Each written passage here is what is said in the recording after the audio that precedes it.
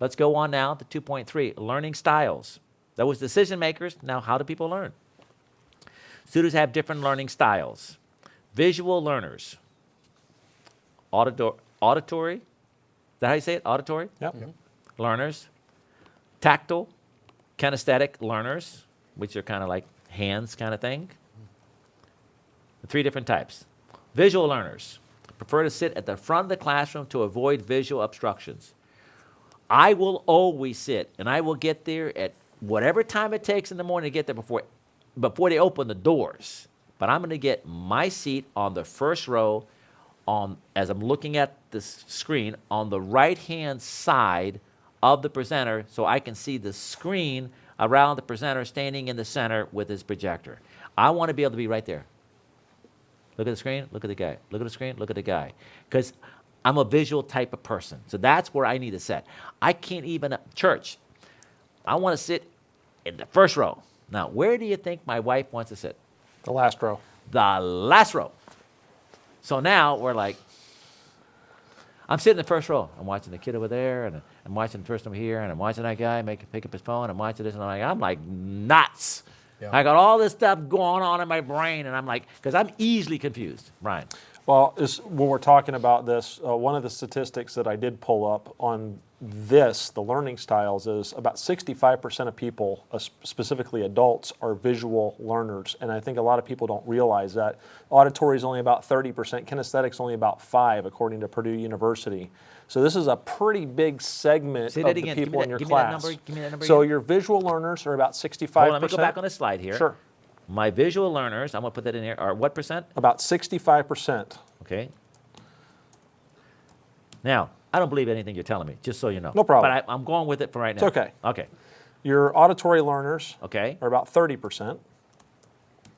And your it. tactile kinesthetics are about 5%. Really? That might be a population, but I think 90% of electricians apparently are tactile. You know what I'm saying? So that might be population in general. Do you guys think those percentages will reflect, let's say, the electrical industry? Yeah. Yeah? I do. Okay. I don't believe you either, but okay. But I mean, all right, but for sure we have to agree that there is a distribution here, okay? And so, but regardless, we don't want to lose anybody. We don't want to lose the controller even, right? And we don't want to lose the tactile. Right. Tactile. But we just got to be aware of what we're working with. Thank you. Visual learners prefer to sit in front of the class. I'll tell you why. I don't want to be distracted. Need to see the teacher's body language and facial expressions to fully understand the content of the classroom. Lesson. Hey, by the way, let me tell you a story kind of experience. I was wondering in my class, because I taught for 25 years every Saturday for exam preparation. And then I kind of got a Scantron machine. So in my classroom, every week we had a test, and every week I scored every single person. And what I did was when I gave them the Scantron sheets, I had them write the row number they were in. Row 1, 2, 3, 4, 5, 6, 7. We had 7 rows. Wow. And I took all the information, I got all the scores, put it in a spreadsheet, and I sorted it by rows. Because I was thinking, the back rows, those are the idiots, okay? Just saying what I'm thinking, okay? These guys, they don't want to be disconnected. They don't want to be part of the deal. They're sitting back there because they have to. You know what? There was no correlation. Not one row showed any difference between the other one as far as the average score is concerned. So I thought that was fascinating. I guess some people just like to sit on the left-hand side, on the corner, in the middle, in the back row, and the front row. It doesn't represent, so I don't want you thinking, oh, that guy's sitting in the back there, yeah, because no, not my experience. So I sit in the front row because I'm a visual learner. Prefer to sit at the front of the class to avoid visual obstructions. Need to see, did I just do that? Yeah, it's a duplicate. Maybe I had a duplicate slide. Visual learners think in pictures and learn best from visual displays, including. So you know my books, right? I'm a visual learner. What do you think my graphics look like? I would go nuts if my graphics were not perfect. Absolutely, I would go crazy. I just can't handle it. So I need diagrams. I see how that works. I need illustrated textbooks, not some kind of printout thing, not handwritten notes, not a bunch of stuff. I need PowerPoint presentations with lots of graphics, images, and photos, and something to get me engaged. Videos and DVDs, oh yeah, put a video in there, DVD, okay, get some emotion in there, I love that. And I think, Brian, you said about 65%. Yeah. of the population. And I think what supports that is, and I'm speaking as an electrician here, don't tell me how to do a job. I want you to take me out there and show me one time, then I have it. Once you show me how to do, Brian, I want you to bend a pipe like this. Perfect, I got it. Yeah, you're right about that. So that percentage does make sense. Yeah, That we're I mean, visuals. it's We just the wanna way see it. we work, Once I we think. see it, We're good. We like working with our hands, but that has nothing to do with how we learn. No, exactly. That's a skill, right? Correct. That's you practice how you Correct. perfect your craft. But we need to be able to see it. I have can to you see it. Make that connection, how you mount that. How'd you put that screw back there? Oh, I see. Oh, look at that wrench you used. Oh, I never would have thought that. Oh, okay, got that. Okay, Yeah. yeah. Now I can do it. Okay, makes sense. Visual learners like to have a book or handout. It reduces the need to take notes. My wife, every morning, she has a Bible study and she takes notes. She writes whatever, journal. I get women, my daughter loves, oh my gosh, you got me a journal? Oh, I love it. Oh my gosh. Can't believe it. It's beautiful. And it's all blank. Oh my gosh. And I can write all kinds of things and I make my notes. And I'm like, I've had this journal here for how long? Since we recorded a time. I got nothing written in there. I mean, I don't even know why it's here. I guess maybe because if it's here, wouldn't matter. I have no pen. So, but that would be me. I'd carry this like, well, you have to, I don't know. I just carrying it, So visual learners, if you have the right handout material, they don't have to write things down. And 65% of customers. They like concise, good-looking presentations that are neat and orderly. And like I told you, because everything is visual, square, level, I mean, proportion, colors. That's what material. Auditory learners. Like verbal lectures, discussions, talking things through and listening to what others have to say. I like that, in a classroom setting. Not that I'm in a classroom very often, but I can see myself or I can see students sitting back there. Sometimes the instructor will stop talking, and then the class starts creating an environment of its own. You know what I'm saying? Guys are talking about this, and then they're arguing about that, and there's a movement going back inside there, and you're sitting back here, and it kind of breaks up the visual, and you're kind of hearing a little bit, right? I just, one experience I had with an auditory learner, and it's happened a few times since, but I had a guy that I was just positive was sleeping through my class. 100% sure, because he sat there perfectly still with his eyes closed the whole time. And at the end of each session, he was like always up in the front, and finally he came up, and he asked me the most detailed questions, caught a couple of things that I had made mistakes on, and asked me these incredibly detailed questions. And the whole time I'm thinking the guy's asleep. Yep. And I said, we'll get done. I say, I'm just curious. I'm just going to ask because I'm curious. I said, I noticed you were sitting there with your eyes closed.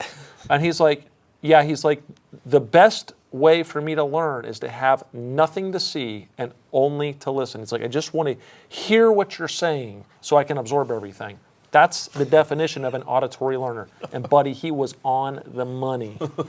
My experience with one, and I never thought about it until you brought the story up. I was in New York City, the Javits Center. They used to do Electric East out there. And there was this young boy, and he had a baseball hat on, and he had his head down, and he was just like this, 2 days solid. I'm thinking, you little young kid, when you're sitting here in this $500 class in New York City, people pay for you to get here, and you're just wasting everybody's time. At the end of the 2 days, he comes up to me. He says, this is my grandfather. He goes, I'm a 5th-generation electrician. He goes, this was the best class I ever had in my life. And I'm like, really? I'm like, oh my God. You could have definitely fooled me, because I'd have been like, watching and looking at the graphics and looking at the book and making a note here and there. I'd have been all engaged, charismatic. I'm like, I'm looking at, and he was just baseball hat down. And like you said, so you don't know. Very good stories. Interpret the underlying meaning of a speech. So audio, is that auditory? Auditory, yeah. Auditory learners interpret the underlying meaning of speech by listening to tone, voice, pitch, speed, and other nuance. I can see an auditory learner really having a problem with a monologue presenter. Oh, yeah. That has to be nuts. Right. I mean, for me, Monologue is hard. Monotone. Whatever. Monologue, monotone. People always correcting me. My wife corrects me, my kids correct me, people correct me all the time. Monotone learner. What was I talking about? Presenter getting bored. The learner getting bored because he's a monotone presenter. See, you bored You yourself. started talking in monotone and you bored. So I confused myself. Too many details, Okay, you got I know what I was gonna disinterested. say. Please, let me finish this. Oh, Scotty, give you a pen. I haven't decided to write a note.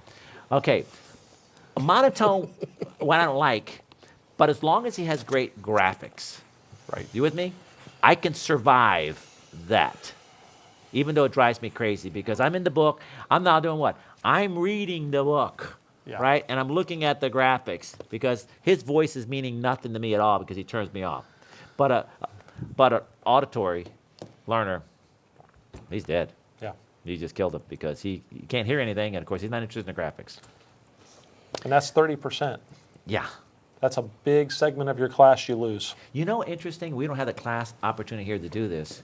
And people might want to consider doing this if you're doing a train-to-trainer and you're using this DVD in a program there, is that after you complete this program, have each of your instructors make a presentation for 5 minutes and say, hey, listen, pick a topic, do a presentation, and then have the rest of the instructors grade the presentation that's made by that particular individual.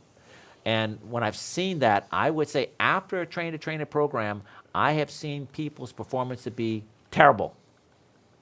Terrible. I was like shocked. Just finished my train-to-trainer program, and now you're making a presentation, and it's like terrible. So you really need, when you listen to this, you really need to make a videotape, or you need to make Yes. sure you do a presentation before a group of people, because you're thinking you're not monotone. Monotone? Yeah, monotone. Okay, you're not monotone. You're thinking that whatever it is that you're doing, you might be stunned. What I found almost 100% on almost 100% everybody, or let's say 90% at least, there's no beginning of the program, there's no middle program, and there's no end. The person starts speaking, and I have no clue what they're talking about. So make sure that you get yourself tested, and then you review it as you go along. I'm afraid I'd forget that little snippet, so I kind of threw that in there. All right, auditory learners learn better when the instructor doesn't speak too fast.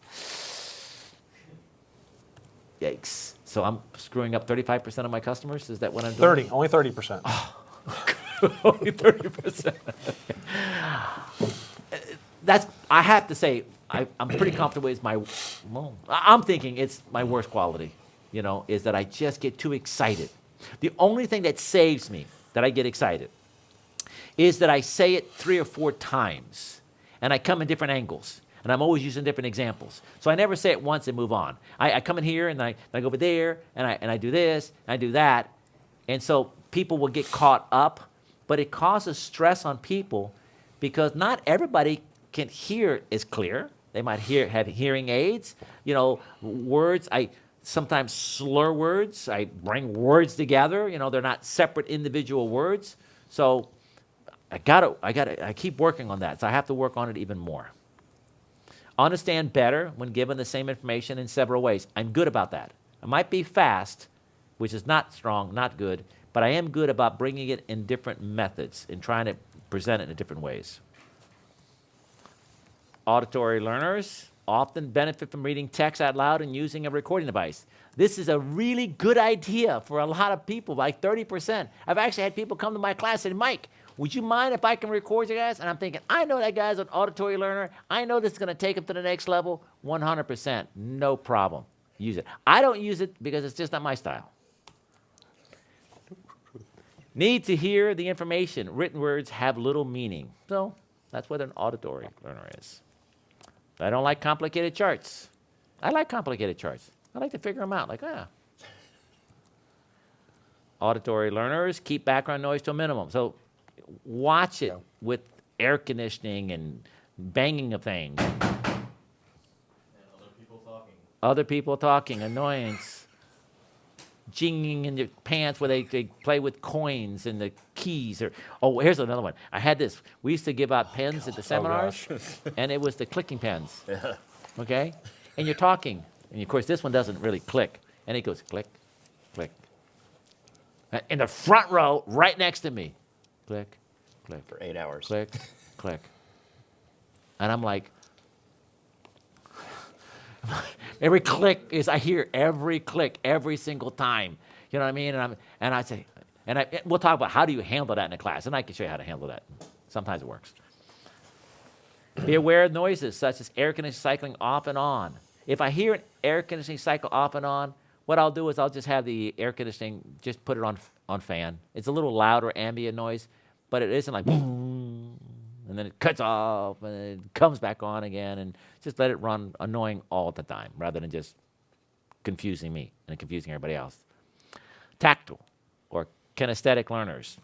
Learn through moving, doing, and touching. And Brian, you're saying, hey, that's not the biggest majority of people, which I didn't know that. Find it difficult to sit for extended periods of time.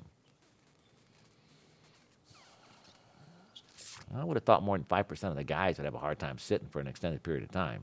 You can have combination learners too. Don't forget. Okay, you're right. We've got you're right, combination you're right. learners They're not all. We all have a little bit of everything. got We're it. not, right?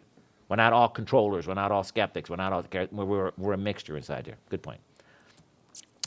You know what I do, by the way? If people become uncomfortable sitting for long periods of time, I have no problem them getting up. Not a problem at all. I want people, and that's by being a great instructor. You understand a different personality. Some people will never move. I mean, at all. Some people they got to move, and they're starting to go crazy. I say, listen, you get up. Listen, you're an adult, okay? Whatever. I know you respect me. So if you get up and you go out of the room for any reason, I know you're not doing it to disrespect me. Maybe you got an important phone call or a text message, or you have to use the restroom, or your back hurts, medication requires you. So do whatever you need to do. So I can work with that.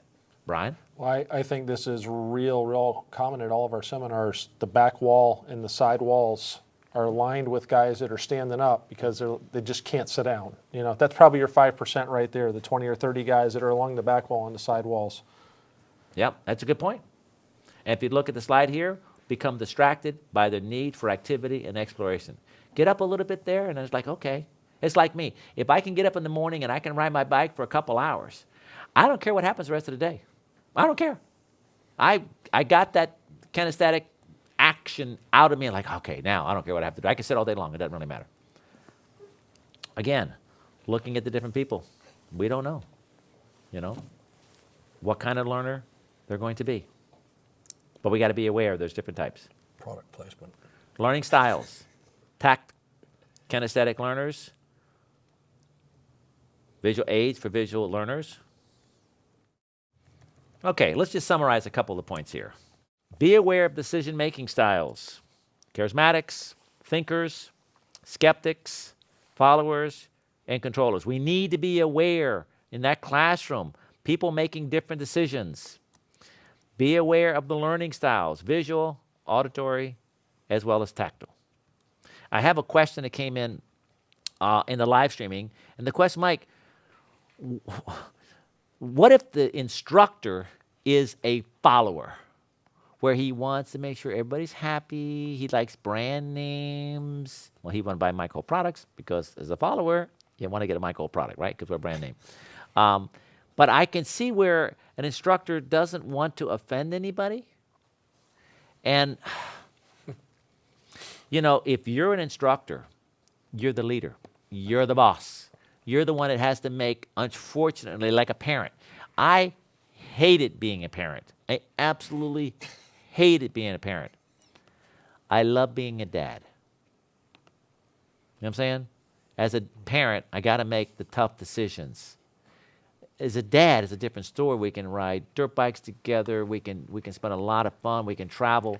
But dang, every once in a while, I got to be a parent. Now the kids are grown, but I mean when I was having to deal with it. Now I'm just a dad. I'm not a parent anymore. Well, if you're an instructor, you have a responsibility to the class.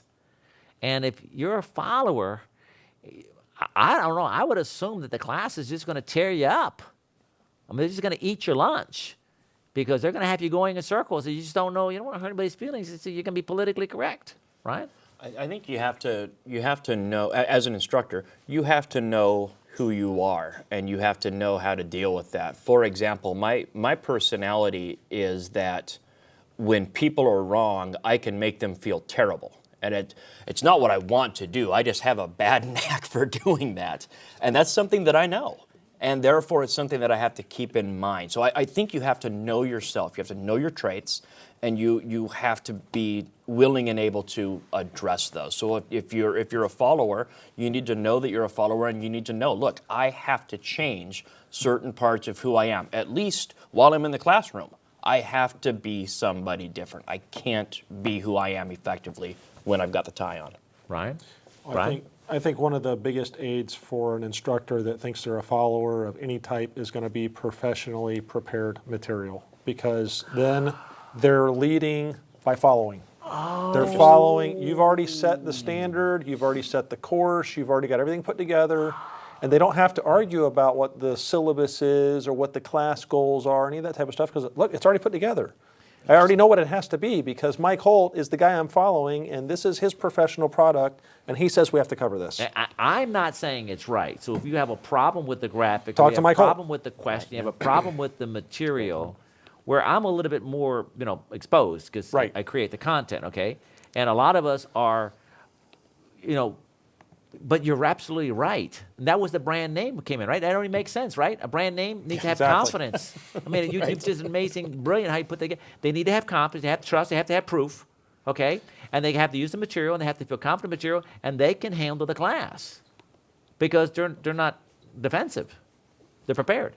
Yeah, I think. What you said, too, being prepared, too. Yeah, I think what you actually find, and I've experienced this, and the only reason why I'm kind of being passionate about this, what you find with a teacher or presenter that's a follower, if they buy into something, they buy in 100%. Oh, yeah.